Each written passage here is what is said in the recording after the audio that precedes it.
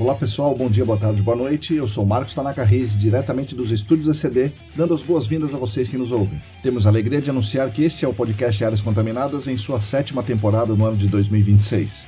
Nosso grande objetivo com esse podcast é aproximar todas as pessoas que atuam no mercado do GAC, trazendo conhecimento para essas pessoas.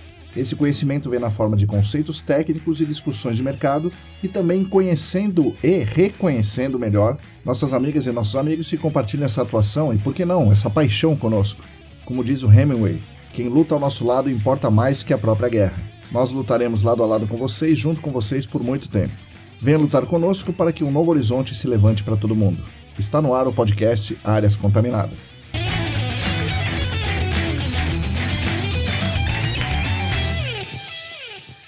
Olá, para todo mundo que está aí lavando a louça, varrendo a casa, voltando daquele campo cheio de BO, bom dia, boa tarde, boa noite. Este é o episódio 265 do podcast Áreas Contaminadas. O 11º da 7ª temporada, já quase finalizando o primeiro quadrimestre de 2026 e quase chegando no mês de maio e junho, que é quando começamos o podcast formalmente, portanto, comemoraremos o 7º aniversário em breve. Espero que estejamos conseguindo suprir as expectativas e ajudar vocês nessa caminhada pelo GAC. Com certeza continuaremos tentando dar o nosso melhor para essa construção coletiva.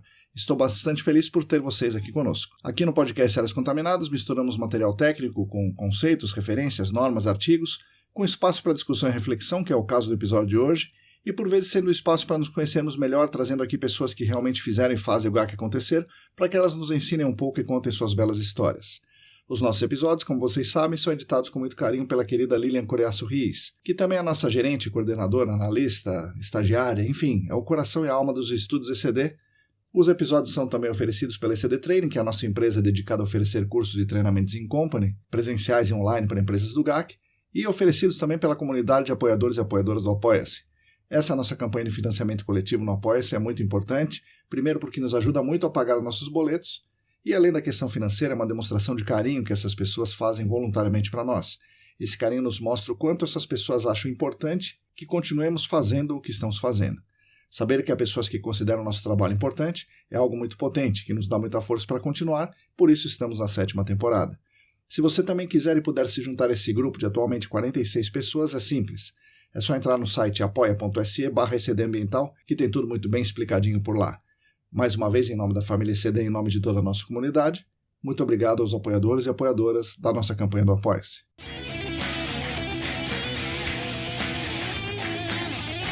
O nosso podcast conta também com 2 queridas empresas patrocinadoras, que nos enchem de orgulho por serem empresas bastante importantes e renomadas no mercado que querem unir as suas poderosas marcas ao nosso trabalho, mostrando que estamos aqui no caminho certo e isso é muito legal. Além disso, termos esses patrocínios permite que a gente se dedique a manter a frequência, a rotina e periodicidade desse nosso trabalho nas redes. O patrocínio master é da Clean Environment Brasil, que comercializa produtos e tecnologias para investigação e remediação de áreas contaminadas. Acesse o site da Clean em www.clean.com.br. O patrocinador ouro é a Vessol Group, empresa que esse ano uniu a Vapor Solutions, a E-Consulting e a própria Vessol em uma única marca, em um único projeto. Enfim, agradecemos demais a Clean e a Vessol Group, que nos ajudam muito financeiramente, e dá para dizer que são elas que nos mantêm aqui, nos dando aquela força e implicitamente dizendo continuem, e com certeza continuaremos. Talvez vocês tenham estranhado a mudança de 3 empresas patrocinadoras para 2 nesse episódio. Infelizmente para nós, a Columbia Technologies decidiu interromper temporariamente o patrocínio aos nossos canais, por questões internas aí de alocação de recursos deles. Obviamente, entendemos totalmente a decisão. Ficamos tristes, é claro, não só pela nossa perda financeira, mas especialmente por não termos mais aqui ao nosso lado, pelo menos por enquanto, uma empresa da envergadura e do nome da Columbia caminhando conosco. Temos muito a agradecer ao pessoal da Columbia Technologies, principalmente ao Matheus e ao Jim, por esse tempo de parceria, esse tempo que nos ajudou muito e nos deu a honra de poder vincular o nome deles ao nosso nos episódios. Então, vida longa e próspera Columbia, e espero que sejam até breve.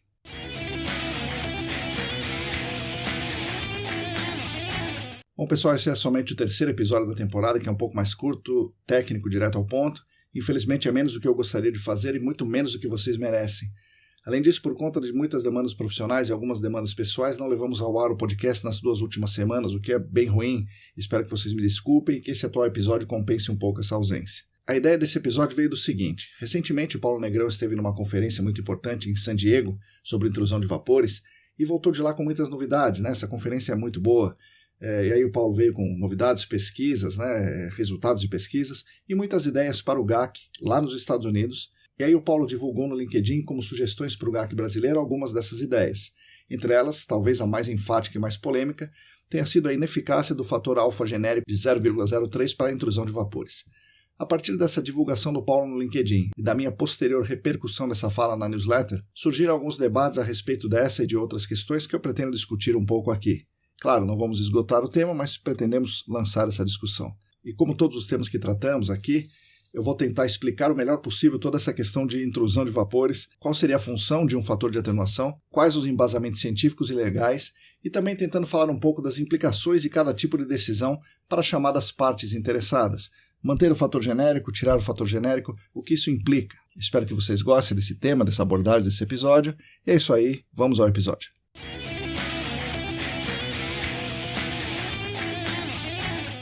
Bom, pessoal, eu queria começar do começo aqui, falando para vocês a essência do GAC. O que é o GAC?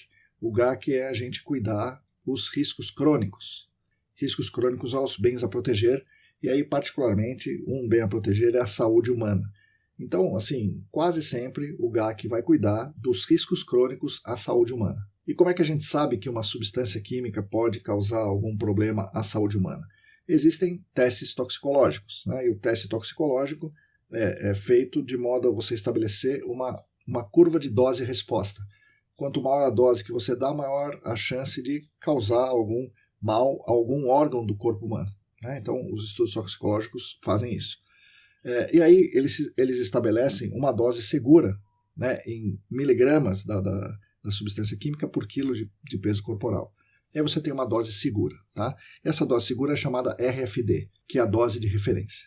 Se a substância é carcinogênica, também se faz uma curva dose-resposta e se faz uma regressão dessa curva, porque uma substância carcinogênica não existe uma dose segura, então você tem essa curva dose-resposta, você faz uma regressão dela e estabelece qual é a dose responsável pela chance aceitável da pessoa desenvolver câncer. E a chance aceitável nos Estados Unidos é 1 em 1 milhão, ou seja, 10 a menos 6.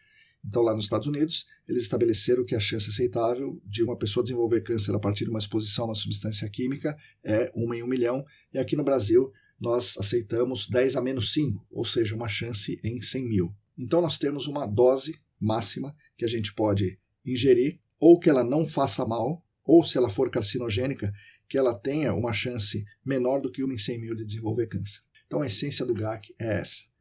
Muito bem, daí se estabeleceram médias da população, quantos anos a pessoa vai beber aquela água, ou respirar aquele ar, ou ter um contato dérmico com aquele solo, ou comer o solo, enfim, quantos anos ela vai ser exposta, que é um risco crônico, quanto tempo por dia, qual é a área de pele que ela tem, quanto de ar ela respira por dia, quanto de água ela bebe por dia e quantos quilos a pessoa tem de peso corporal. Se estabeleceram todas essas médias e, a partir daí, se derivou os chamados valores orientadores, que seria um valor de referência, um screening level de concentrações em solo, no nosso caso, solo e água, para que fosse seguro. Ou seja, se a gente ingerir o solo com aquela concentração por 20 anos, por exemplo, por 20 anos, 8 horas por dia, com o peso corporal médio da população brasileira, a gente estaria seguro. Da mesma forma, vamos beber água, tantos litros de água por dia, por 20 anos, com um peso corporal de 54 quilos, etc. E aí, essa é a média, que a gente utiliza. Muito bem. E aí você tem esses valores de referência, por exemplo, para a água subterrânea, que começou, o GAC começou aí, tentando proteger a água subterrânea. E aí a gente tem uma concentração na água subterrânea que pode causar algum problema à saúde humana, portanto, acima desses padrões, e esses padrões, como vocês ouviram, vieram de todos esses estudos toxicológicos. Então, se você tem uma concentração acima do padrão, você tem uma água contaminada. Nos Estados Unidos isso era muito claro, porque as pessoas bebiam a água subterrânea. Em geral, elas consomem muita água subterrânea do aquífero livre. Nós aqui no Brasil não temos essa prática. Quase sempre, nas grandes cidades pelo menos, a gente não tem essa prática. O poder público oferece água encanada para nós, água tratada, felizmente, isso é uma questão de saneamento básico. Então o poder público nos oferece água e a gente não capta essa água subterrânea. Uma vez que a água subterrânea está contaminada, os empreendedores, os responsáveis legais alegavam e alegam, olha, ninguém bebe essa água. Se ninguém bebe essa água, eu não tenho contaminação, não tenho que me preocupar com essa contaminação, eu não tenho que remediar essa área. Era um pleito justificável, também embasado na ciência, mas com o objetivo claro do empreendedor de não gastar, né? E aí a sociedade falou, não, beleza, né? Quem cuida do gerenciamento de áreas contaminadas falou, não, tudo bem, mas pera um pouquinho, essa concentração na água ou no solo, ela não pode volatilizar? E se ela volatilizar, ela vai se transformar em vapor, vai particionar para o vapor e pode entrar na casa das pessoas que vão respirar aquele ar contaminado com o vapor por não sei quanto tempo, isso pode causar um dano à saúde também. Ah, tá, então a gente precisa ver quanto dessa contaminação particiona para o ar dentro da casa das pessoas. E quem calculou primeiro isso foi o Johnson e Ettinger, em 1991, que fizeram um modelo de particionamento dessa contaminação do solo e da água subterrânea para o ar do solo na zona não saturada, e essa partição no vapor na zona não saturada migraria para cima e se acumularia embaixo do piso da edificação, entraria nessa edificação e contaminaria o ar ambiente. Tá? Esse modelo de Johnson e Ettinger foi a base, né, para muitas coisas, como, por exemplo, a planilha de avaliação de risco da CETESB. Quando a gente coloca os dados na planilha de avaliação de risco, essa planilha está calculando esse modelo de Johnson e Ettinger para ver qual é a concentração teórica dentro das casas a partir da partição da água subterrânea ou do solo contaminado. Então o risco ali é um risco teórico a partir de uma partição estimada pelo modelo de Johnson e Ettinger. Isso aí foi melhor para o empreendedor, porque ele não precisava remediar a água só porque ela passava o padrão de potabilidade, mas passado um tempo o pessoal começou a falar, pera um pouquinho, essa avaliação de risco considera um risco teórico, mas eu não tenho esse vapor particionando. E como é que eu vou fazer isso daí? Né? Como é que eu vou avaliar o vapor? Aí passou-se, na década de 2000 e pouco, né, nos Estados Unidos e aqui no Brasil, acho que veio isso mais tarde, lá por 2010, 2012, o pessoal começou a pensar na mesma hipótese, né? Vamos amostrar direto o ar do solo ou o ar ambiente para ver se realmente existe um risco das pessoas inalarem aqueles vapores. Não o modelo de Johnson e Ettinger muito restritivo, né, a partir de uma partição da água e do solo. Aí a gente começa os estudos no Brasil sobre a intrusão de vapores, que é o tema central desse nosso episódio aqui.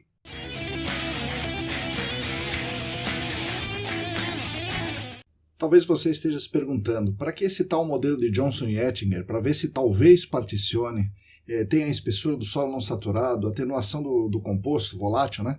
Por dispersão, por sorção, por bioatenuação, tem tipo de piso, tem espessura, rachadura, renovação do ar ambiente, tem um monte de variável, algumas previstas, outras impossíveis de serem previstas, toda essa confusão, mas por que não medir direto o ar ambiente?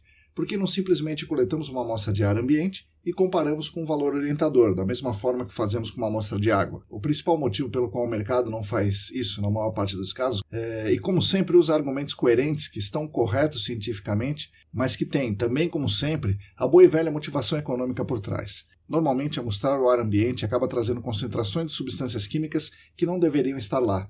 Como os limites aí são muito pequenos, da ordem de poucos microgramas por metro cúbico, os limites legais, né? Qualquer pequena interferência pode fornecer uma concentração no ar ambiente que não tem origem lá na contaminação da subsuperfície.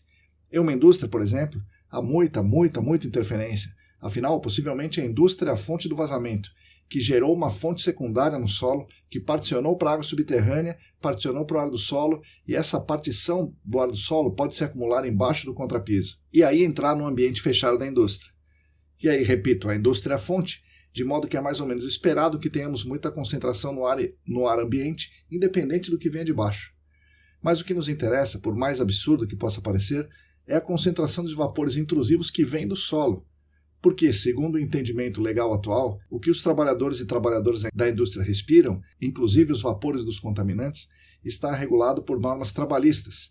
E essas normas são muito mais permissivas, no sentido que considera o indivíduo adulto, o ambiental considera médias, né, de todo mundo, adulto, criança e tal, considera a exposição de menos horas por dia, e no trabalhador 8 horas ou até menos, contra 24 horas das regulações ambientais nas residências, considera menos dias por semana, 4, talvez 5, contra 7 dias na exposição residencial, considera um tempo curto, né, a quantidade de anos varia, mas nas residências, aí, do ambiental para residência é 20 anos, e as normas trabalhistas aceitam uma chance de desenvolvimento de problemas de saúde da ordem de grandeza de %, uma porcentagem de desenvolver algum problema de saúde. E nós aqui, né, no caso da substância carcinogênica, aceitamos uma chance de 1 em 100 mil. né, muito menorzinha que uma porcentagem, de modo que a concentração de vapores, que é aceitável pelas normas trabalhistas, é várias ordens de grandeza maior do que a nossa, da questão do GAC. Então a indústria está dentro das suas normas trabalhistas com um vapor de background no ar muito elevado, mas esse background é bem mais elevado que o aceitável pelos órgãos ambientais para o ar ambiente. Então, se você amostrar o ar ambiente, geraria uma necessidade de intervenção por conta da intrusão de vapores, só que os vapores não estão intrudindo, não estão no solo. Então, o responsável legal seria demandado por uma contaminação que talvez não exista. Então, essa é uma motivação econômica importante. Afinal de contas, nenhum responsável legal quer pagar por uma contaminação que talvez não exista, ou pagar uma remediação, muito menos uma remediação que não esteja causando um risco, entre aspas, real, né? Portanto, como dissemos, a questão central é econômica. Se evita, como quase sempre, o responsável legal gastar mais do que o, entre aspas, necessário, e para que isso aconteça, não convém amostrar o ambiente, porque isso pode dar, entre aspas também, falsos positivos. Não são falsos, porque a contaminação existe. Só que, como essa contaminação é gerada da atividade econômica em si, está tudo bem. Os trabalhadores e trabalhadoras podem ser expostos, né, de acordo com as normas deles, infelizmente. Só que os órgãos ambientais são restritivos e, na ótica do responsável legal, são restritivos demais. Então, vamos tentar eliminar essa história de amostrar o ar ambiente. Vamos ter que comprovar que o ar ambiente contaminado está vindo de baixo. Então, pelo menos isso eles estão aceitando nesse momento. Mas e nas residências? Poderia ser utilizado a amostragem de ar ambiente? Em princípio até poderia, porque não tem fonte, né, na residência. Porém, muitos produtos que utilizamos em casa podem interferir nos resultados, uma vez que o limite máximo permitido para a concentração de alguns VOCs no ar ambiente é realmente muito pequeno, como eu disse agora. Os casos clássicos são as roupas que foram na lavagem a seco, inclusive aquele edredom que vai sair do armário em breve, alguns produtos de limpeza, algumas tintas, cosméticos, canetas, etc. E você, talvez que esteja me ouvindo, pense o seguinte: mas se isso dá interferência, quer dizer que tem VOC, certo? E se tem VOC em concentração acima do que podemos permitir no ambiente fechado, não seria o caso de restringir ou proibir o uso dessa lavagem a seco, dessa tinta, caneta, cosmético, produto de limpeza? Concordo, claro, concordo 100%, mas novamente caímos aqui na questão econômica. Imagine banir totalmente os compostos clorados das indústrias todas, né? Só para falar dos compostos clorados. Haveria um enorme impacto econômico em quem fabrica esses compostos clorados e quem usa os compostos clorados nos seus processos. E aí haveria uma busca por novas soluções que também podem causar problemas ambientais. Então não é uma equação fácil e se torna mais difícil economicamente ainda. E como não tem ninguém sofrendo danos à saúde comprovadamente causado por essas concentrações pequenininhas no ar ambiente das casas, por conta da lavanderia, né, do terno que foi na lavagem a seco, do edredom, da caneta, do cosmético, a coisa vai sendo empurrada para frente, para ver o que está acontecendo, né, para ver o que vai acontecer um dia. E aí, se não causa problemas, os limites, né, ambientais que você respira, né, no ar ambiente não poderiam ser revistos? Numa situação limite, se você não precisa, não há risco, né, se você não precisa cuidar desses produtos, não precisa eventualmente pensar em banir esses produtos, nós temos que fazer o GAC. O GAC inteiro não precisaria ser revisto, já que não tem risco, entre aspas. Afinal, nós temos que cuidar do risco ou não? Nós temos que mitigar o risco, evitar o risco a todo custo ou não? Se há risco, nós temos que trabalhar, né? Se a gente concordar como sociedade que existe um risco e a gente tem que cuidar dele, nós temos que trabalhar para restringir ou banir essas substâncias químicas causadoras de voláteis, né, no ar ambiente.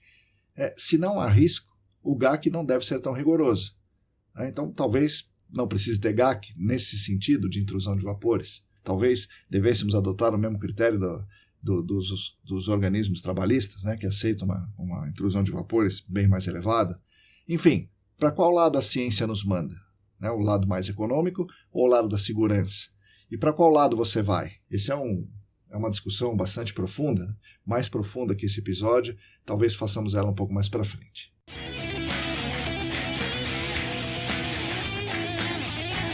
Bom, voltando ao nosso tema central aqui, com tudo isso, como podemos saber se a contaminação de subsuperfície realmente entra no ambiente fechado e se realmente ocorre essa tal intrusão de vapores? Porque amostrar o ar ambiente não é uma opção adequada para os que pensam prioritariamente nas questões econômicas, por conta das interferências citadas e também pelo limite legal muito pequenininho, o que excetua as interferências. Coletar a amostra de ar ambiente não seria opção. E também não poderíamos, né, no sentido econômico, recorrer ao modelo de Johnson e Ettinger, que é conservador o suficiente para dizer que os VOCs saem lá da água, vão para o ar do solo, se acumulam embaixo dos pisos, entram no ar ambiente em concentração maior do que os limites legais. Né? Como é que a gente faz isso? Sem recorrer nem ao Johnson e Ettinger e nem à amostragem do ar ambiente. O primeiro pensamento foi amostrar o ar do solo, não a partição da água para o ar do solo, mas amostrar o ar do solo, meio para o qual os vapores se particionariam e se movimentariam e poderiam talvez entrar nas edificações. Os órgãos ambientais e quem se preocupava com a segurança dos receptores fizeram algumas ressalvas, porque o que está no ar do solo, a depender de onde se amostra e principalmente da frequência temporal das amostras, pode subestimar as concentrações que vão chegar em condições de entrar na edificação.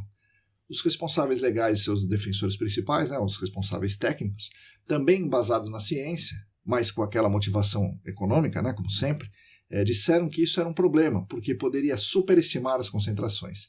Então, alguns preocupados com subestimar a concentração e alguns preocupados com superestimar as concentrações, e o que realmente pode acontecer na maior parte das vezes, porque o que está no ar do solo pode se atenuar muito até chegar embaixo do piso e atenuar muito, muito mais para entrar na edificação.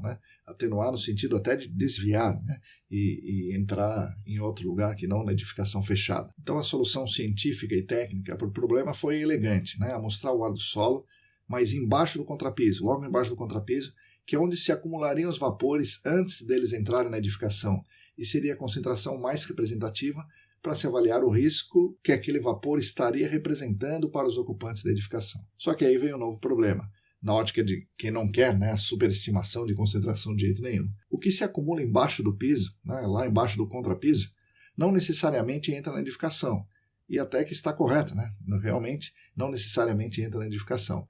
Novamente, quem pensa assim está amparado na ciência e na técnica, mas novamente há de se tomar uma decisão política, uma decisão não política, mas de gestão. E novamente optou-se por uma decisão salomônica. Vamos amostrar embaixo do contrapiso, já que embaixo do contrapiso não há as interferências diretas que temos no ar ambiente e as concentrações são elevadas o suficiente para não sofrerem com mínimos desvios ali, mínimas interferências, mas vamos estabelecer aqui um fator de atenuação para o piso, ou seja, qual fração, qual porcentagem daquela concentração de vapores que está abaixo do piso se torna uma concentração dentro do ambiente. E aí vem, como sempre, novos problemas. Como vamos estabelecer essa fração, esse fator de atenuação? Porque a ideia básica seria mostrar embaixo e em cima e avaliar essa fração. Só que vamos lembrar, amostrar em cima, amostrar o ar ambiente, não foi considerado representativo, porque se fosse era só amostrar em cima e pronto. Então é muito difícil você fazer isso na sua área. Amostra embaixo e em cima e tem um fator de atenuação. E ainda que você pudesse fazer, bastava você amostrar o ar ambiente e pronto. Você faz isso porque você não pode amostrar o ar ambiente, ou seja, você não tem um resultado muito adequado economicamente para o empreendedor amostrando no ar ambiente.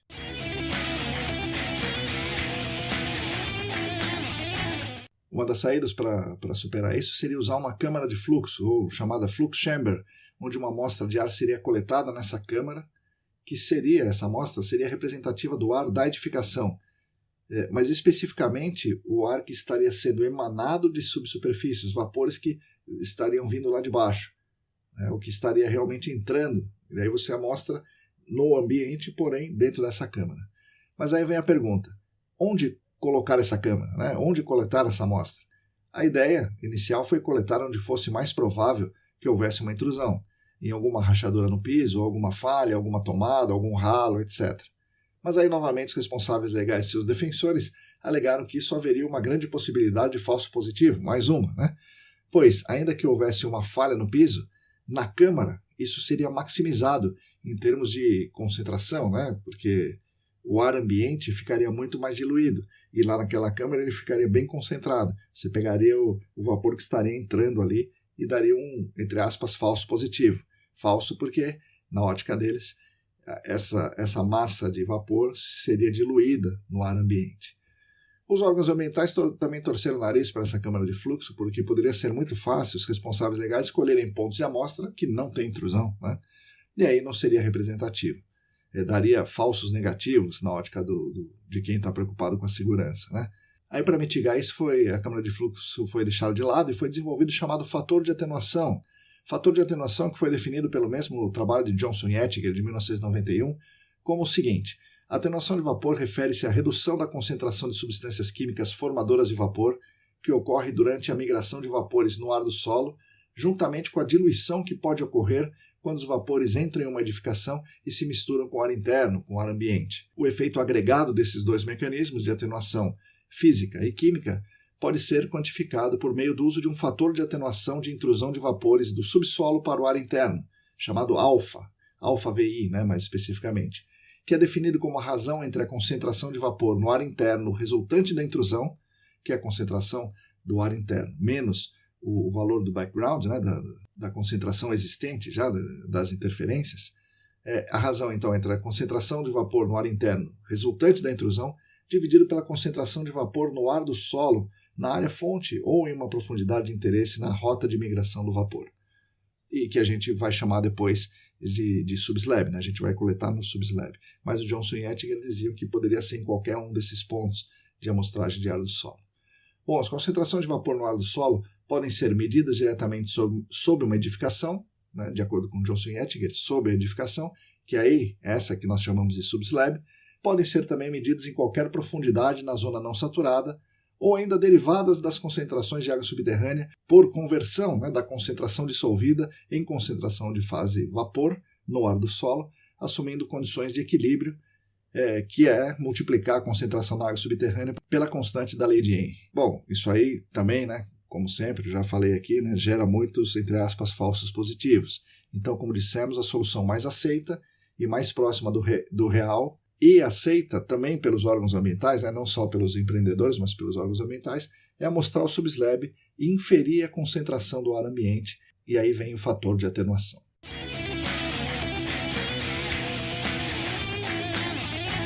Bom, mas o que é fator de atenuação? A definição nós entendemos, mas e o número? De onde vem esse número? Bom, o entendimento atual foi baseado em um estudo da EPA publicado em 2012. Esse estudo de 2012 da EPA que formou a base para o que é aceito a intrusão de vapores hoje nos Estados Unidos e no Brasil, cujo link eu deixo na descrição desse episódio. É importante vocês lerem esse artigo na fonte, tá? Esse artigo da EPA de 2012. Bom, esse fator de atenuação básico, esse número, foi estabelecido utilizando muitos dados de amostragem abaixo do contrapiso, o subslab, pareados com dados de amostragem de ar ambiente, fazendo neles, nesse conjunto de dados, uma avaliação estatística que considera o percentil 95, ou seja, até ser estabelecido que uma condição segura é utilizar o fator de atenuação genérico, também chamado fator alfa, cujo número é 0,03. Considera-se que 3% daquela concentração de vapor obtida no subslab estará no ar ambiente, então atenua-se 97% e passa a 3%.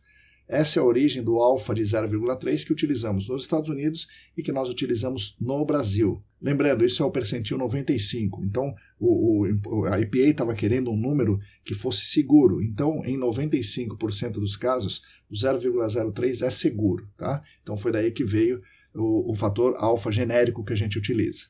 E aí eu retomo aqui o que o documento da EPA mais usado para intrusão de vapores, o famoso documento OSWER, que eu também vou colocar o link na descrição, recomendo que vocês leiam também o OSWER.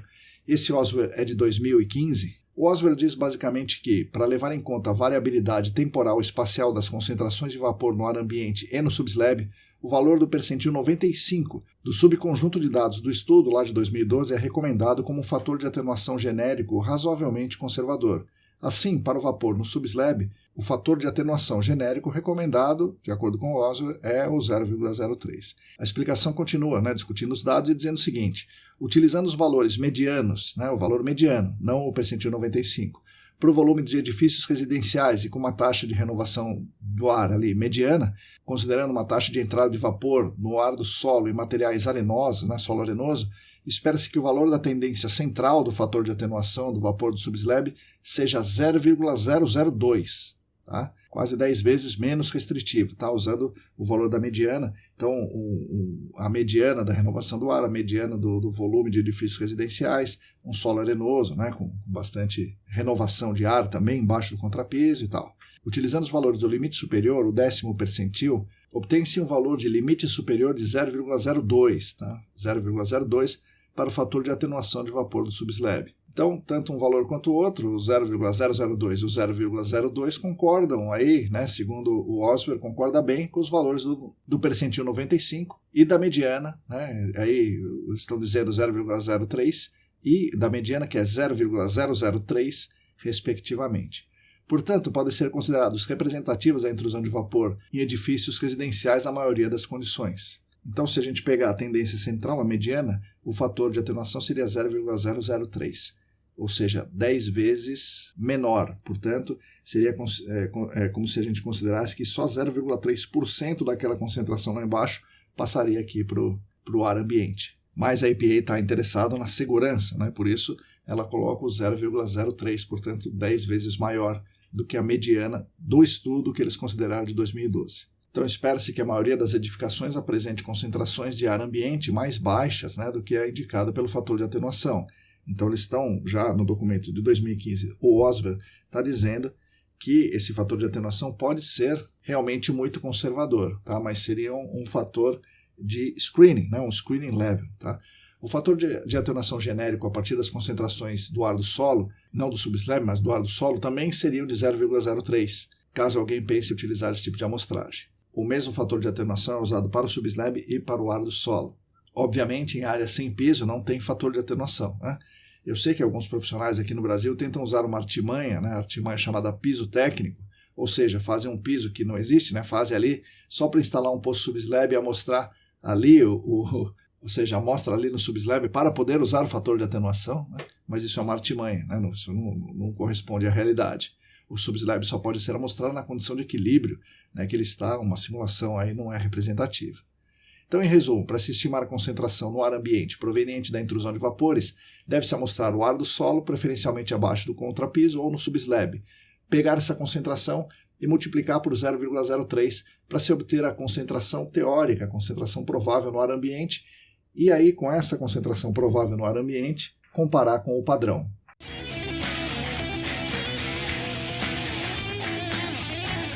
E aí talvez você esteja se perguntando, né, qual é o padrão, com o que eu vou comparar, né? Bom, como nós não temos padrão legal para ar ambiente aqui no Brasil, nós temos que recorrer aos padrões do exterior. Então nós vamos recorrer aos Regional Screening Levels, aos RSL da EPA, chamado também de VSL, ou Vapor Screening Levels, no caso específico dos vapores. Você pode encontrar RSL procurando no site da EPA e procurando lá por Regional Screening Levels da EPA. E aí você vai cair num site que vai ter algumas opções para baixar as tabelas. Primeiro, você vai escolher entre o PDF e Excel, né? E segundo, você vai escolher entre duas opções dos limites, né, de tabelas com limite para você baixar. Então, as duas opções são THQ 1 ou THQ 0,1. Isso significa que você aceitou o risco decorrente do RFD, né, da dose de referência. Se você fizer isso, aceitar o risco da dose de referência, você vai escolher o valor 1 para o THQ. E o valor 1 de THQ é o que nós aceitamos no Brasil e é o que eu aceito na maior parte dos Estados Unidos. Porém, se você quer dividir a dose máxima dada pela toxicologia, né, que é o RFD, por 10, aí você vai escolher o THQ 0,1. Isso é exigido em alguns estados nos Estados Unidos. Mas para quase todos os casos aqui no Brasil, nós vamos usar o THQ igual a 1, tá? Só que você precisa ter um cuidado. Os Regional Screening Levels falam de TR igual a 10 a menos 6, ou seja, um risco carcinogênico aceitável de 10 a menos 6 ou uma chance em 1 milhão para desenvolver câncer. Aqui no Brasil, a gente aceita uma chance maior, né? Então a gente aceita uma chance em 100 mil, portanto isso dá 10 a menos 5. Você não tem essa opção para baixar, não existe lá nos Regional Screening Levels a planilha que tenha TR igual a 10 a menos 5, você só vai ter o TR igual a 10 a menos 6.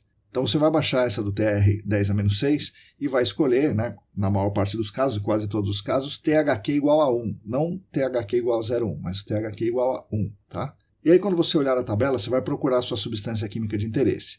Se essa substância química de interesse foi assinalada como N quer dizer non-cancer, ou seja, ela não é carcinogênica e a concentração limite no ar é exatamente aquela que você vê na tabela. E aí, se a substância química que você está interessado é assinalada como C, ela é uma substância carcinogênica, então a concentração limite da tabela que você vai ver lá vai ser 10 vezes menor que a concentração limite do Brasil. Ou seja, nesse caso, de ser uma substância química assinalada como C, carcinogênica, você precisa multiplicar o valor da tabela por 10 para ter o valor limite da concentração daquela substância no ar ambiente, o valor limite no Brasil para aquela substância no ar ambiente. Tá? O que você está vendo lá é 1/10 da concentração aceita aqui no Brasil por conta dessa diferença da chance de câncer que a gente aceita aqui do que a gente aceita lá. Tá?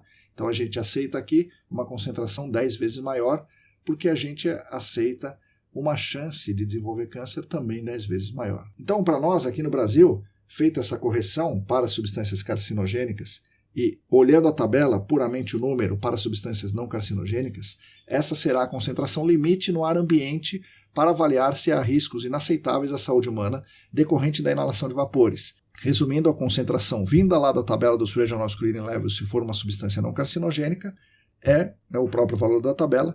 Se for uma substância carcinogênica, você vai pegar 10 vezes o que você vê na tabela. Esse vai ser o limite.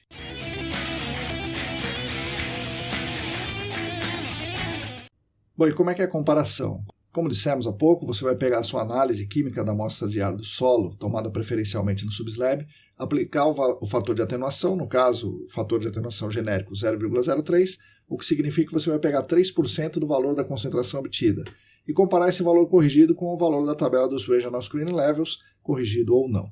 E se sua amostra der acima, a área oferece risco à saúde humana naquela condição, se der abaixo, não oferece risco. E, obviamente, ainda há questões da qualidade da amostra, de representatividade espacial, representatividade temporal, tudo isso. Mas, em termos gerais, é assim que a gente faz. É a mesma coisa que a amostra de água. Você compara com a tabela para ver se a água subterrânea oferece risco de ingestão ou não. Há questões de representatividade da amostra de água, seja na análise, na preservação, no método de purga, calibração de equipamentos, de medição em campo, os materiais utilizados no poço, controle de qualidade, material utilizado na amostragem, desenvolvimento do poço, instalação do poço, escolha de unidade estratigráfica, representatividade da amostra de solo usada para avaliar a unidade estratigráfica, enfim, tudo isso influencia um pouco na representatividade da amostra de água. Da mesma forma, há muitos fatores que influenciam na amostra de ar no subslab. E dentre esse monte de fatores que influenciam a amostra de ar do solo, no subslab, talvez a maior incerteza quanto aos riscos seja a variação temporal. Pensando aqui na água, novamente, se tudo estiver certo com a unidade estratigráfica, poço, amostragem, análise, tudo isso está certinho, as concentrações na água subterrânea vão variar pouco ao longo de um ciclo hidrológico ou mesmo ao longo de um ano. Só que se tiver tudo certo com o poço, a amostragem e a análise de ar no subslab, as concentrações variam muito ao longo de um único dia. Então, imagina durante um ano. Variações de pressão atmosférica, diferencial de pressão entre o que está dentro e o que está fora, nível de água, velocidade dos ventos, temperatura, condições das edificações, abrir e fechar a janela, ligar ou desligar algum equipamento, tudo isso pode alterar significativamente as concentrações no ar ambiente e no subslab. Muita gente se preocupa com isso, especialmente os órgãos ambientais, mas também alguns pesquisadores, como o Blaine Hartmann e Mark Cran, duas lendas da intrusão de vapores, que têm a proposta técnica aí de avaliar a intrusão de vapores em alta resolução temporal, com amostragem contínua para justamente entender a variação e estabelecer um protocolo adequado específico para aquela área de amostragem aí padrão ouro, de ar do solo e de ar ambiente, a partir do estudo que eles fazem da variação das condições, das concentrações do ar do solo no subslab e do ar ambiente. Então, o ar é muito mais complexo, nesse sentido, é muito mais variável, tem muitas incertezas espaciais e temporais do que a própria água subterrânea.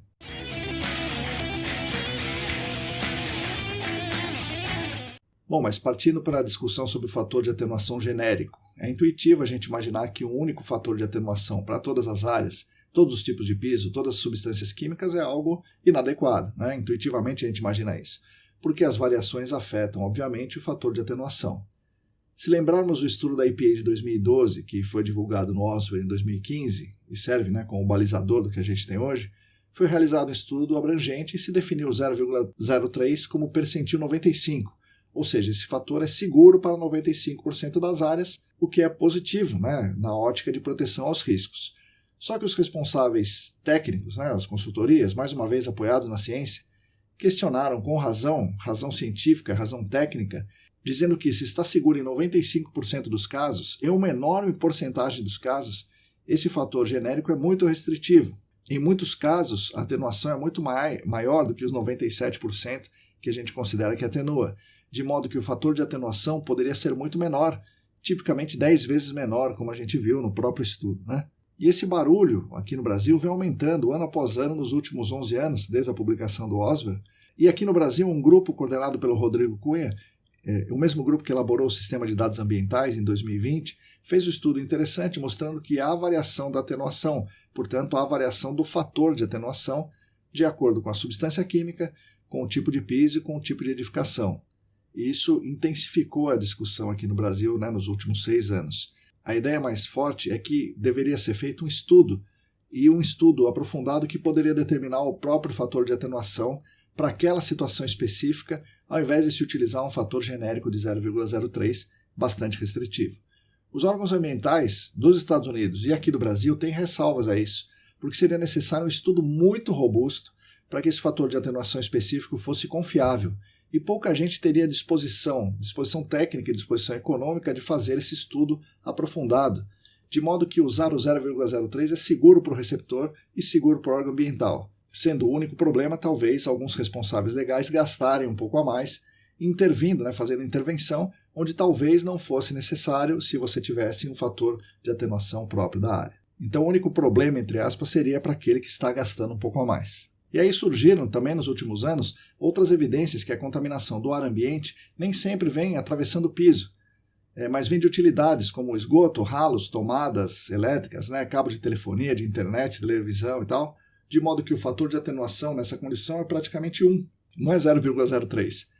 Então não atenua nada, o que você está vendo no subslab é o que chega aqui em cima, por conta desses caminhos preferenciais. O que deixou o órgão ambiental preocupado, né, por um lado, bastante preocupado, e por outro estimula os profissionais a determinarem o fator de atenuação específico, que pode até ser maior do que o 0,03, pode ser 1, né, no caso aqui.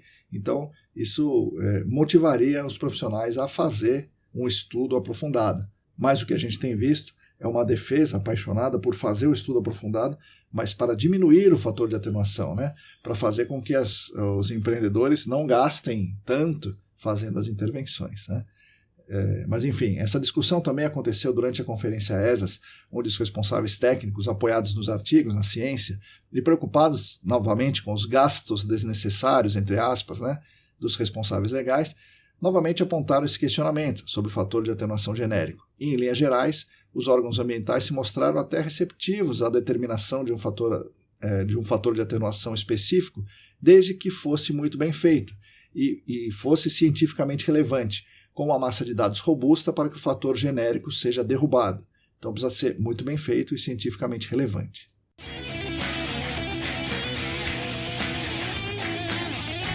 E aí chegamos à postagem, né, do Paulo Negrão no LinkedIn, que motivou aí o debate e o pensamento em tentar fazer esse episódio aqui. Como sabemos, o Paulo é talvez a pessoa do GAC brasileiro mais antenada no que acontece no exterior, mais antenado nas novidades, nos artigos, nas descobertas, nas alterações de entendimento, nas pesquisas. Então, recomendo que vocês acompanhem o Paulo no LinkedIn. Nós temos a vantagem de termos o Paulo ministrando aulas no Senac, e eu particularmente tenho a vantagem de ser amigo dele, então eu posso ir lá diretamente perguntar as coisas que eu precisar saber, né, o que facilita muito a minha vida. Bom, o Paulo falou no LinkedIn, né, recentemente, da importante conferência anual da AEHS em San Diego, que ele teve lá, né, o Paulo teve lá, em março de 2026. Curiosamente, é uma conferência pouco visitada, pouco falada e pouco comentada pelos profissionais do GAC brasileiro. Como a intrusão de vapores aqui é um negócio bastante importante, eu acho que mais brasileiros deveriam participar dessa conferência anual da AEHS. Bom, o Paulo fala no LinkedIn sobre um workshop nessa conferência que se dedicou a falar bastante sobre o artigo do Ettinger, né, do Johnson e Ettinger, né, o parceiro do Johnson, né, daquele modelo mais famoso do mundo, de 91. Então, o artigo de Ettinger, Lavis, que é da Shell, e Abasi, que é da Geosyntec, né, o Lavis, Abasi e Ettinger. Então, o Paulo diz o seguinte: na minha modesta opinião, esse trabalho é muito bem fundamentado e extremamente robusto. Parece-me, segundo Paulo, né, parece-me oportuno questionar o tão debatido fator de atenuação genérico 0,03. Lavis, Abasi e Ettinger publicaram um estudo importante na Groundwater Monitoring and Remediation que questiona a abordagem One Size Fits All da EPA, né? Quer dizer, um tamanho serve para todo mundo. O problema identificado pelos autores do artigo é que a EPA recomenda um fator genérico de 0,03 para converter concentrações de vapores do ar do solo em concentrações estimadas do ar ambiente. Esse fator de atenuação foi derivado de apenas 3 sites, com predominância de porões em climas frios e não representa a diversidade real de cenários de intrusão de vapores nos Estados Unidos. E ele continua, os autores compilaram uma grande base de dados com mais de 26 mil pares de medições de ar ambiente e subslab em 330 sites, 1.540 edificações em 32 estados diferentes nos Estados Unidos. Após um trabalho de estatística rigoroso, trabalharam com 1.474 pares de dados, não 26 mil, mas 1.474 pares de dados de TCE e PCE, e acharam o seguinte: os fatores de atenuação específicos de cada cenário variam em mais de uma ordem de magnitude e foram até 10 vezes menores que o fator de atenuação genérico de 0,03. As variáveis mais significativas, a partir do teste ANOVA, o teste estatístico ANOVA, foram o tipo de amostra, se do ar do solo, se é subslab ou se é a amostragem do ar do solo mesmo, o tipo de edificação, residencial ou não residencial, zona climática, idade do edifício, tipo de fundação.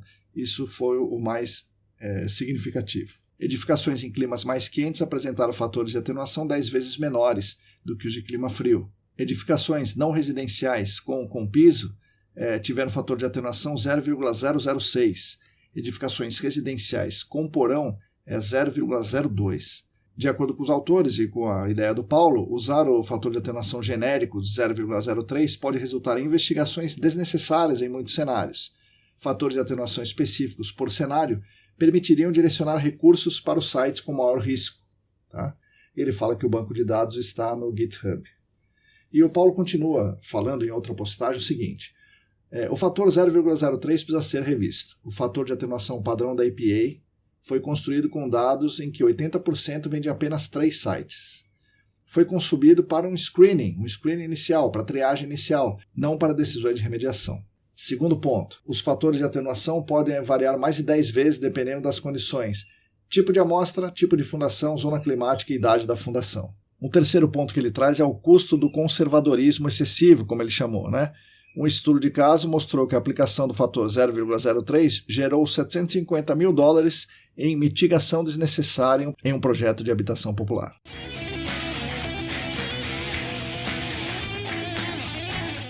Dentre as mensagens que eu recebi a esse respeito, destaco uma delas que aponta alguns problemas na defesa da mudança imediata no fator de atenuação genérico por conta de custos adicionais ao empreendedor. Não é o que o Paulo pregou, Ele quer a discussão sobre termos um fator genérico que seja o ponto central da tomada de decisão, ao invés de termos uma exigência de um estudo completo e aprofundado na área para definirmos o fator de atenuação específico, que em muitos casos pode ser menor que o 0,03 ou pode ser maior que o 0,03. E a mensagem dessa pessoa diz, em linhas gerais, o seguinte: sem dúvida nenhuma, o fator de atenuação 0,03 é conservador, mas penso que necessita ser assim mesmo. O professor Henry Shriver, na mesa redonda da última conferência ESAS, disse que para se definir um fator de atenuação específico é necessário, entre aspas, uma tese de doutorado para cada imóvel, o que obviamente não é feito. Segundo essa pessoa, precisamos realmente conversar sobre isso, mas com uma visão aberta. Não é somente uma questão científica, uma questão financeira, mas é também uma questão de gestão. Por exemplo, e quando envolve imóveis de terceiros, como é que podemos deixar uma pluma de vapor embaixo desses imóveis? Quem se beneficia disso, além do causador da contaminação? E o que ele economizar, o causador da contaminação, o que ele economizar vai de fato ser usado em melhoria da vida de terceiros? Ele vai construir mais casas populares aí a custo zero, no caso dos 750 mil que ele economizaria, ele construiria mais, ou aumentaria a sua margem de lucro. No uso da água, a sociedade tem um certo controle, mas as plumas de vapor no ar do solo, embaixo de uma propriedade de terceiros, seria difícil ter o controle disso.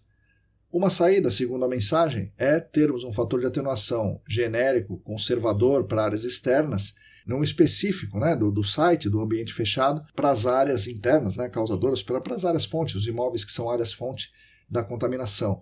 E aí, com estudo completo, realmente completo, para estabelecer o fator de atenuação real, específico para essa área. Eu aqui, vendo a mensagem e vendo a postagem no LinkedIn, penso sobre isso, que olhando para a nossa situação aqui no Brasil, é mais ou menos claro que o único fator de atenuação para todas as áreas não está aí cientificamente correto.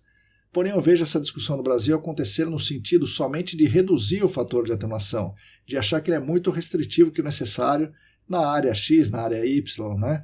Mas eu vejo pouca gente preocupada com o fato de, algumas vezes, ele ser menos restritivo do que seria necessário.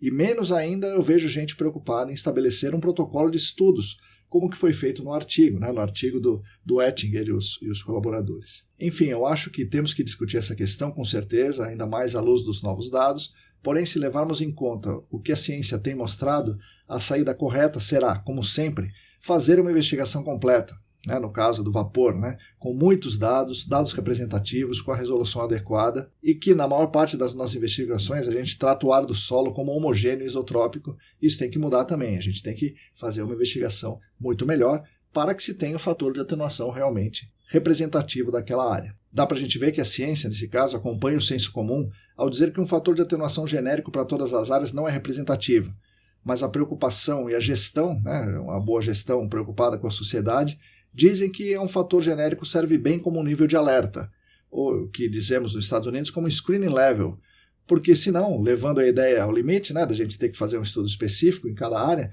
teríamos que fazer também testes toxicológicos específicos para os receptores específicos e ver quanto cada um pode tomar da água subterrânea específica daquele site com aquela substância química, ao invés da gente usar os valores orientadores, que também, né, são screening levels. Então, acho que usar o screening level tem a sua utilidade, né, a sua importância. Por fim, eu também gostaria que a mesma defesa da ciência ocorresse quando a ciência exigisse fazer mais, exigisse gastar mais recursos, fazer melhores investigações. Infelizmente, nesse tipo de caso, a ciência fica atrás do que é, entre aspas, socialmente aceito, atrás do que o mercado pratica. No caso do fator de atenuação, como a tendência, né, da ciência será o responsável pela contaminação gastar menos, aí a ciência é chamada para ajudar. Nos outros casos, a ciência é deixada de lado como se fosse ali um negócio que está atrapalhando, é uma tecnicalidade excessiva. E, assim, antes de terminar, eu gostaria de fazer um possível esclarecimento. Acho que nem seria necessário, mas eu vou fazer assim mesmo. O Paulo Negrão, que eu citei aqui trazendo esse assunto, é sabidamente famoso por ser um ardoroso defensor da ciência em todos os campos do GAC. É um defensor de investigações melhores, de abordagens melhores, de equipamentos melhores, de remediações melhores, e, neste caso, a sua defesa da ciência é, além de coerente, né, com o que ele sempre pensou e sempre pensa, é muito útil para olharmos com mais atenção para a intrusão de vapores e percebermos que a investigação da intrusão de vapores é muito, muito mais que seguir uma receita de bolo. Então, é muito importante o Paulo ter trazido isso, como cientista, como defensor da ciência e como apaixonado pelo GAC que ele é, né? Então, agradeço bastante ao Paulo que trouxe esse episódio à tona. Vamos ver o que acontece, né, com o fator de atenuação genérico, mas é certo que a discussão deve existir e eu acredito que discussões maiores vão ocorrer ainda em breve.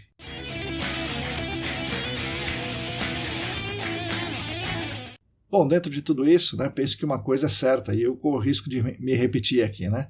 Nós do GAC não deveríamos, na minha opinião, concentrarmos nossa energia em produzir conhecimento no sentido de deixar para lá os riscos, em minimizar a importância de termos mais e melhores dados para tomar decisão. No limite, se a gente ficar concentrando nossa energia em deixar para lá, né, em fazer o empreendedor gastar menos, né, sempre, né, a gente sempre pensa isso. Se pensarmos que uma chance em 100 mil de desenvolver câncer é um negócio muito restritivo, que é gastar muito dinheiro, muito recurso para mitigar um risco muito baixo, isso em algum momento, não tão distante, será um chamado ao debate que a sociedade pode pensar em fazer. E se a sociedade pensar em debater isso, né, se isso acontecer, como a gente vai poder se defender, né, defender o GAC? Como poderemos dizer que é necessário sim gastarmos os recursos para mitigar os riscos nesse nível, né, de uma chance em 100 mil de desenvolver câncer? Se passamos quase todo o nosso tempo tentando fazer a mesma sociedade, acreditar que nem tudo que a ciência pede é realmente necessário nas investigações, nem sempre é necessário nas remediações, que o mundo real, né, as pessoas passam o tempo todo dizendo que o mundo real não é como se ensina no SENAC, que o mercado pede alternativas mais baratas.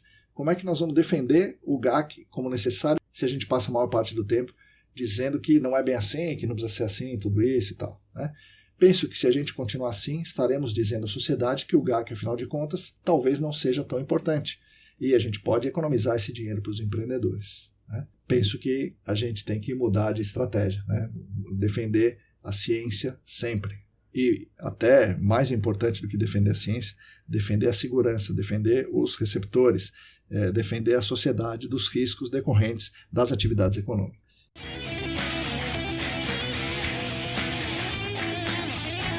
Bom, esse foi o nosso episódio sobre o fator de atenuação alfa. Agradeço demais, primeiro ao Paulo por fomentar esse debate e também a quem me mandou, as pessoas que me mandaram as mensagens sobre esse tema, né, durante esse período, aí, as últimas 3-4 semanas, aos alunos e alunas do SENAC, da ESAS, que sempre questionam esse fator genérico nas aulas e fomentam esse debate dentro das paredes do SENAC. Aqui a gente está ampliando esse debate para todo mundo. Agradeço, claro, aos nossos patrocinadores, a Clean Environment Brasil e a Vessol Group. Agradeço às pessoas queridas que são nossas apoiadoras financeiras no Apoia-se. Repito, quem quiser e quem puder, entre na nossa campanha. O site é apoia.se/ecdambiental. E claro, agradeço especialmente a companhia de vocês por aqui, nos ouvindo todas as semanas, acompanhando as ações que promovemos aqui em prol de um GAC mais unido, mais justo, mais tecnicamente preparado, mais feliz. Vocês são a razão de existência do que propomos e conduzimos aqui nos estúdios ECD. Peço que continuem conosco nesse podcast que está disponível no Spotify e agregadores, no YouTube, no Substack. Continuem conosco na nossa querida newsletter, cujo link e descrição está na descrição desse episódio, e também no Substack. Continuem conosco no Instagram, @ecdambiental, no canal Áreas Contaminadas do Telegram. Enfim, fiquem conectados conosco. A todos e todas vocês, muito obrigado e até a semana que vem.